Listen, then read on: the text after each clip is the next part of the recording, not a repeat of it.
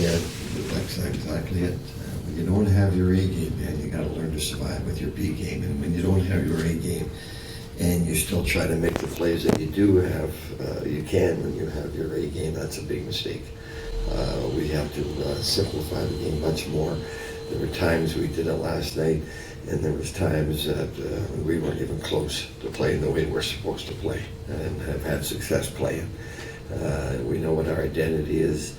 We got away from it last night. We paid the price.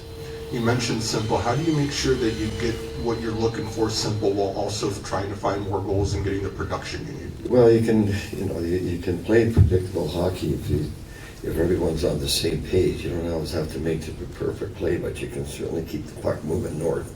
And if you keep moving north, at least you're playing fast and you're playing a little bit more predictable hockey. We get in trouble when we don't have our legs, we don't have the hands, and we're still trying to make these lateral passes. All we're doing is feed the transition for the other team. So that's what we've got to learn that lesson. And it's a harsh reminder that when you don't have your A game and you're still trying to play like an A game, you're going to pay the price. And there were times last night I thought we did a half-decent job, but for the most part, we made it way too easy for a young, highly skilled team with lots of speed to play. I guess from outside observations, you score 31 seconds into that game. Denton has a nice shot. Feels like you have a pretty good start. How soon into that game did you feel, we don't have it tonight? And like, how quickly can you identify something like that to do what you're talking about? Not until the very end of the period, because if you go for the first 16 minutes of that period, they had 3 shots on net. They had nothing. They didn't. And then we got a little sloppy, and all of a sudden they had some chances, and that's when they felt that we can win this game. I talked to their coach after, the other coaches, and they said the same thing, like, you guys let us off the hook tonight because you had us down, you had us run, you go get that second goal. The game might have been over at that point because it's a young team, but they just kind of hung around. All of a sudden, the last 3-4 minutes, they had a couple of great A's that we easily could have prevented, but it gave them hope, and it carried into the second period. So, the third period was pretty much even back and forth. We lose a clean face-off, and the PK ended up in the back of the net. That wasn't a very good lineup on our part. We weren't lined up right, but that happens. And then the third goal, like, we've got total control of it 200 feet from our net, and we turn it over. Those things come back to bite you, and they did. I think 5 of your last 8 goals are from defensemen. And really that's been, I think you're leading the league in goals by defensemen. Everybody knows about Werenski. Does that stat surprise you when you consider the rest of the crew here, and how big of a lift has that been for you to score that many? We've got some very active D. That's a big part of our attack, is to getting the D involved, and they've got some skill back there, and they can all shoot it.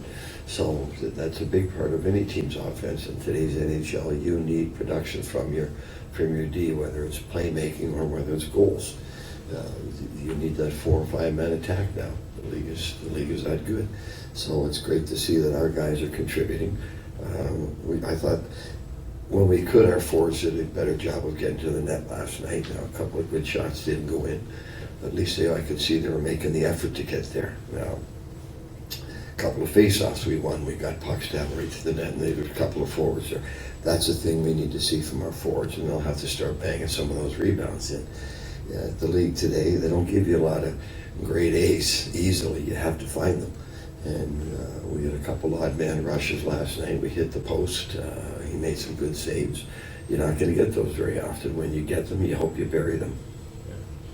And not to belabor the point, but I guess to belabor the point. You're going to belabor the point. But if you don't have your legs on a Saturday, do you just know you're not going to have them on Sunday, or that's weird? You hope they got their proper rest last night and today. So, yeah.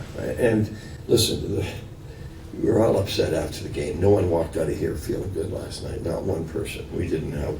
Our goalie saved us. Elvis was fantastic. You give him a lot of credit for keeping that game the way it was and give us a chance to win.